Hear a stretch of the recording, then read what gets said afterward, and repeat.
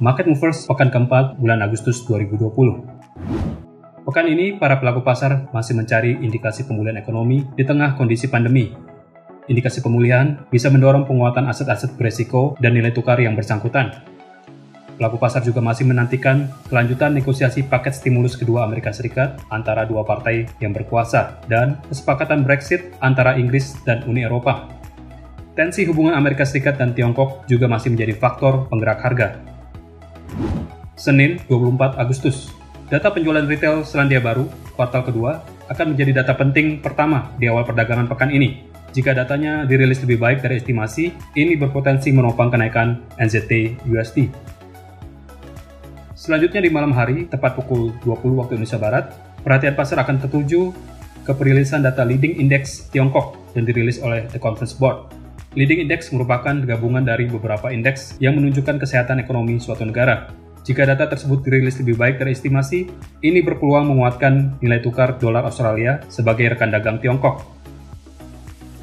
Selasa, 25 Agustus. Pukul 12 waktu Indonesia Barat, Bank Sentral Jepang akan merilis data tingkat inflasi konsumen inti Jepang year on year periode Juli. Jika datanya menunjukkan hasil yang lebih baik dari estimasi, ini berpotensi menguatkan kinerja mata uang yen dan USD JPY berpeluang turun. Selanjutnya pukul 13 waktu Indonesia Barat, perhatian pasar akan tertuju ke data pertumbuhan ekonomi atau GDP Jerman kuartal kedua. Jika hasilnya lebih buruk dari estimasi, ini berpeluang memicu penurunan Euro USD. 2 jam kemudian, pasar juga akan memperhatikan perilisan data survei terhadap pebisnis Jerman mengenai kondisi ekonomi saat ini dan ke depan oleh lembaga Ifo. Jika datanya lebih rendah dari estimasi, ini berpeluang semakin membebani pergerakan Euro USD. Kemudian pukul 17 waktu Indonesia Barat, pasar akan melihat perilisan data survei penjualan yang telah terrealisasikan di toko-toko retail dan grosir di Inggris yang dilaporkan oleh Confederation of British Industry atau CBI. Bila data yang dirilis lebih buruk dari estimasi, ini berpotensi menekan pergerakan GBP USD. Malam harinya, pukul 20 waktu Indonesia Barat, perhatian pasar akan tertuju ke perilisan data indeks harga rumah di Amerika Serikat periode Juni. Jika hasilnya lebih baik dari estimasi, ini berpotensi memicu penguatan dolar Amerika Serikat dan harga emas berpeluang turun. Peluang penurunan harga emas bisa berlanjut jika dolar Amerika Serikat menguat karena dua data ekonomi Amerika Serikat yang mungkin optimis yang dirilis pukul 21 waktu Indonesia Barat, yaitu data tingkat keyakinan konsumen Amerika Serikat untuk periode Agustus yang dirilis oleh The Conference Board dan data penjualan rumah baru periode Juli yang dirilis oleh Biro Statistik Amerika Serikat. Rabu, 26 Agustus. Selandia Baru akan merilis data neraca perdagangan bulan Juli pada pukul 5:45 waktu Indonesia Barat pagi hari. Jika terjadi surplus melebihi estimasi, ini berpeluang menopang penguatan NZD USD. Selanjutnya, pukul 8:30 waktu Indonesia Barat, perhatian pasar akan tertuju ke perilisan data pekerjaan konstruksi yang telah diselesaikan di Australia selama periode kuartal kedua. Jika datanya lebih tinggi dari estimasi, ini berpeluang menjadi katalis positif untuk pergerakan AUD USD. Malam harinya, tepat pukul 19:30 waktu Indonesia Barat, pasar akan menantikan perilisan data pesanan barang tahan lama di Amerika Serikat untuk periode Juli.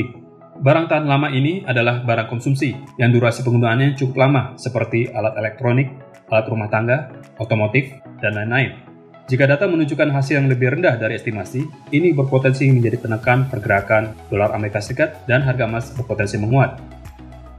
Selanjutnya, seperti biasa, pasar akan menantikan perilisan data cadangan minyak mentah Amerika Serikat yang dirilis secara reguler setiap minggu oleh Energy Information Administration atau EIA pada pukul 21:30 waktu Indonesia Barat. Jika data menunjukkan penurunan cadangan, ini berpeluang menopang kenaikan harga minyak. Kamis, 27 Agustus. Tepat pukul 8:30 waktu Indonesia Barat, Biro Statistik Australia akan merilis data jumlah belanja modal swasta selama kuartal kedua. Belanja yang meningkat menunjukkan permintaan bertumbuh.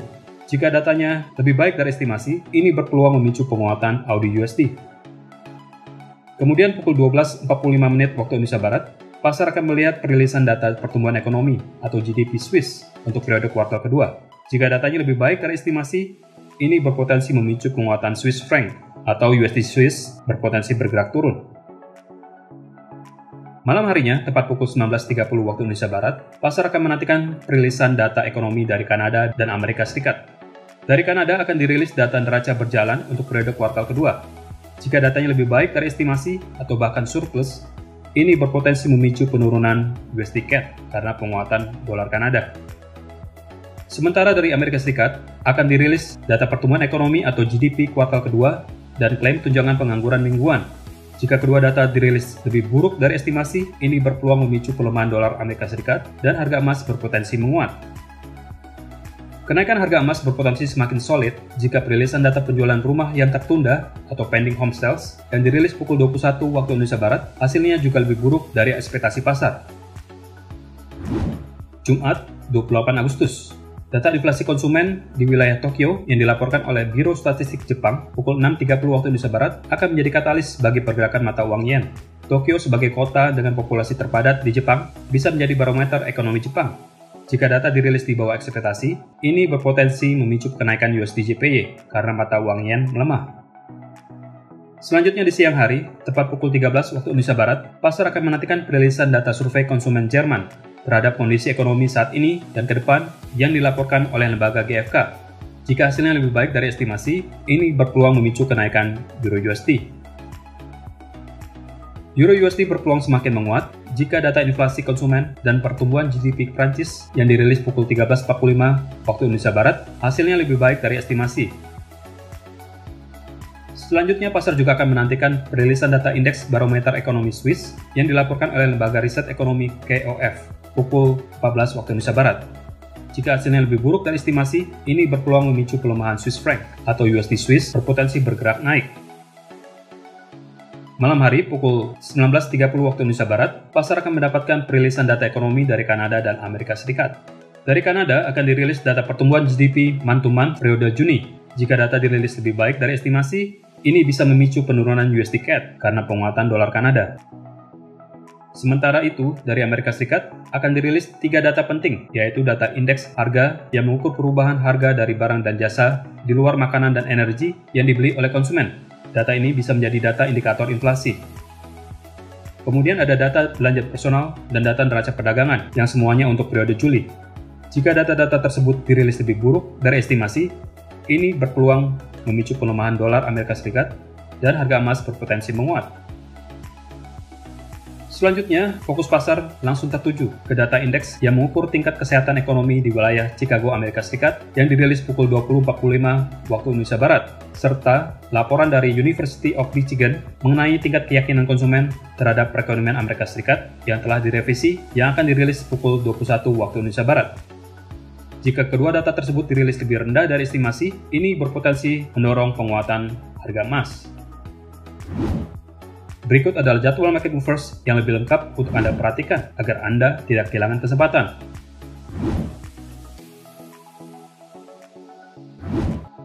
Segera manfaatkan peluang tradingnya. Untuk informasi lebih lanjut, silakan hubungi kontak person Anda di MEFX. Terima kasih dan sukses untuk trading Anda.